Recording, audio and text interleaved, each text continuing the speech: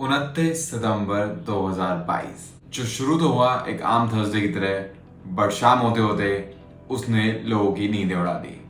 और लोगों की नींदें उड़ने के रीजन था सुप्रीम कोर्ट से आने वाला एक बड़ा फैसला। क्या था वो बड़ा फैसला, वही हम जानेंगे इस वीडियो में। हेलो फ्रेंड्स, मेरा नाम है तरुण और आप देख रहे हैं लॉ पोर्टल। चलिए शुरू करते हैं। एक मैरिड वुमन दिल्ली हाईकोर्ट को अप्रोच करती है अपनी प्रेगनेंसी को अबॉर्ट करने के लिए। और जब वो दिल्ली हाईकोर्ट में अपनी पिटीशन मूव करती है तो Delhi high court on the very threshold ही उनके पिटीशन को डिसमिस कर देता है, ये कहते हुए कि जिस ग्राउंड पे वो अबॉर्शन सीक कर रही हैं वो ग्राउंड उनके लिए अवेलेबल ही नहीं है। और वो ग्राउंड था medical termination of pregnancy act के अंदर जो रूल्स बनते हैं उसके अंदर rule 3B sub clause A. ये जो रूल है ये बोलता है कि if a woman gets impregnated by an act of rape तो उस केस में the pregnancy can be aborted if it has not crossed the threshold of 24 weeks। और दिल्ली हाईकोर्ट का कहना ये था कि एक मैट्रिमोनियल रिलेशनशिप में रेप नामी कोई चीज होती ही नहीं है, क्योंकि हमारे पीनल लॉज में भी जहां रेप की प्रोविजन है यानी कि सेक्शन 375 वहां पे भी एक सेपरेट एक्सेप्शन है ऑफ मैरिटल रेप का, यानी कि if you are a married woman then you can not launch a complaint of rape against your husband. That is the law in our country. और इसी के against this woman went to the Supreme Court by filing an SLP। और जब ये मामला supreme court पहुंचा तो supreme court ने एक ऐसी वर्डिक्ट दी जो शायद किसी ने भी नहीं सोची थी। लेकिन उस वर्डिक्ट पे आने से पहले थोड़ा समझने की कोशिश करते हैं कि हमारे देश में अबॉर्शन को लेकर कानून है क्या। हमारे देश में अबॉर्शन को लेकर एक मेजर लेजिस्लेशन है जिसका नाम है medical termination of pregnancy act. In short उसको MTP एक्ट भी बोला जाता है।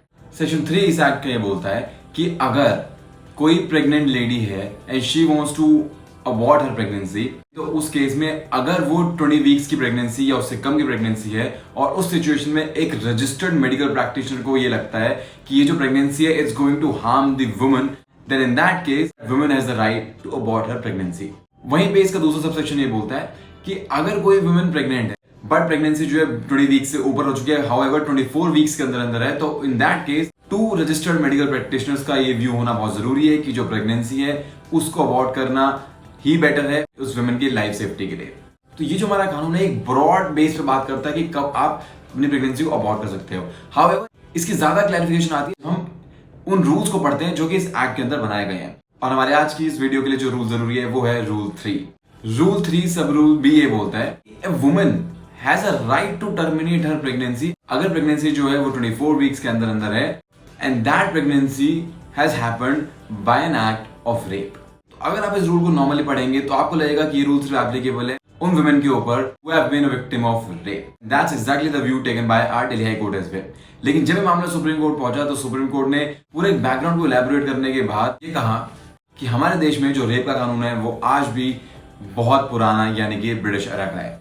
सुप्रीम कोर्ट का कहना यह था कि हमारे देश में मैरिटल रेप आज तक क्रिमिनलाइज नहीं हुआ है। हाउएवर इस बात को आप निगेट नहीं कर सकते कि हमारे देश में मैरिटल रेप्स होते हैं। मैरिटल रेप का मतलब rape of women bye her husband. तो हमारे जो रेप लॉज में एक एक्सेप्शन है जिसके अंदर एक marital women can never launch a complaint of rape against her husband. और उसी का आउटकम ये है कि आज किसी को अपनी प्रेगनेंसी अबॉर्ट करने के लिए सुप्रीम कोर्ट तक आना पड़ा, सुप्रीम कोर्ट के ऑर्डर के लिए। और इसीलिए सुप्रीम कोर्ट ने अपने फैसले में कहा कि अगर एक मैरिड वुमेन भी है जिसको अपनी प्रेगनेंसी अबॉर्ट करानी है और वो प्रेगनेंसी हुई है इनवॉलंटरी सेक्सुअल इंटरकोर्स की वजह से, यानी कि इफ द वुमन क्लेम्स कि her husband has actually sexually violated her without her consent and that's how she has gotten pregnant, तो वो इस रूल के अंदर कवर होगी, यानी कि that woman will be covered under this rule of women getting pregnant because of rape.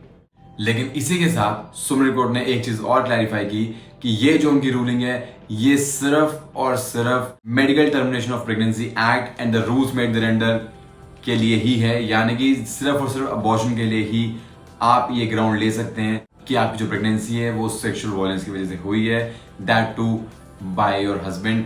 ये इसका हमारी कंट्री के रेप के लॉ से कोई लेना देना नहीं है। उसके रिगार्डिंग एक अप्रोप्रिएट बेंच के सामने पिटीशन पेंडिंग है, उस पर जब ऑर्डर आएगा तब आएगा। But as of now rape की प्रोविजन में कोई भी अमेंडमेंट नहीं की गई है। However one exception has been carved under the medical termination of pregnancy act, जिसके अंदर आप एक मैरिड वुमेन अपने प्रेगनेंसी को if it is under 24 weeks can get terminated according to the rules made under the medical termination of pregnancy act. ये तो था Supreme Court का फैसला, लेकिन मेरे फ्रैंक ओपिनियन में with all due respect to the court I slightly differ from the view taken by the Supreme Court.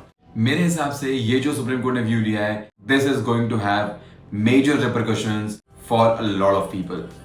देखिए, मैं ये बिल्कुल नहीं कह रहा हूँ कि मैरिटल रेप्स नहीं होते हैं, ना ही मैं ये कह रहा हूँ कि एक मैरिटल रिलेशनशिप में सेक्सुअल वायलेंस नहीं होता है.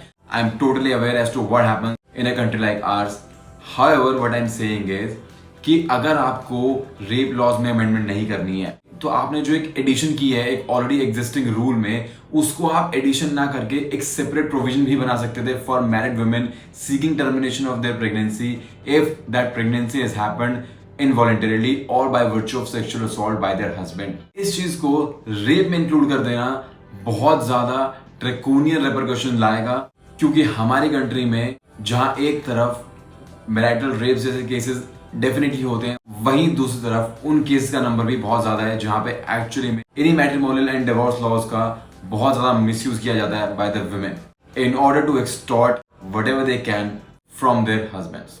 आई फील जब तक मैरिटल रेप के ऊपर सुप्रीम कोर्ट में हियरिंग पेंडिंग थी, इस स्पेसिफिक सिचुएशन में सुप्रीम कोर्ट को एक स्पेसिफिक प्रोविजन ऐड कर देना चाहिए था रूल्स के अंदर. ऑल्दो आई नो कि कोर्ट का काम रूल्स बनाना नहीं है, उसको इंटरप्रेट करना है, yet in some situations court have done it earlier. इस सिचुएशन में भी for the time being कि जब तक पार्लियामेंट एक नया प्रोविजन ऐड करती है for such women, Supreme Court would have added that one provision in these rules which specifically for married women instead of adding that thing into the provision where women get impregnated because of rape. चलिए इस video को यहीं खत्म करते हैं. I hope आपको ये video informative लगी हो. In case yes, please don't forget to hit the like button, share it with your friends. मैं मिलूंगा आपसे नेक्स्ट वीडियो में. Till then take care, bye bye.